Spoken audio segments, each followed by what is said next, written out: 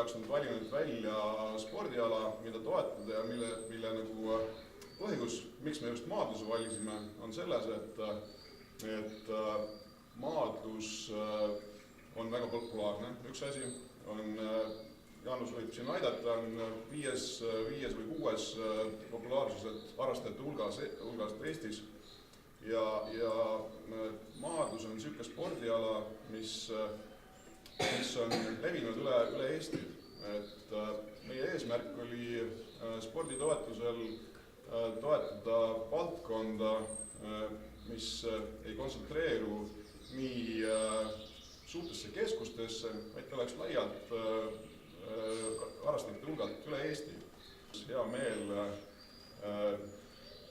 Eesti Maadlusliidule anda üle sümboolne tšekk siis 5000 euroga, mis on siis meiepoolne toetus ja ma tahan siin juurde öelda, et kuna meie ootused on ületatud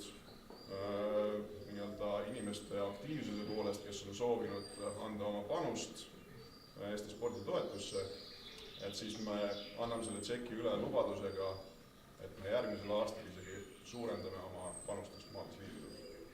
See on jah, väga tähtis ja väga oluline, et meie enda Eesti ettevõtted toetaksid meie enda Eesti lapsi. Kui me ise ei toeta oma järeltulevat põlve, siis kes siis seda teeb, keegi kusagilt mujalt ju ei tule, mingit imet ei juhtu. Ja nagu Heiki ütles, et maadlus on populaarne Eestis, ei ole ainult nii-öelda kahe pealinna, Tallinna ja Tartu vaheline asi. Täna saab maadleda Orissaares, Vändras, Paides, Jõhvis, Põlvas, Valgas, Tallinn-Tartu loomulikult, praktiliselt üle terve Eesti.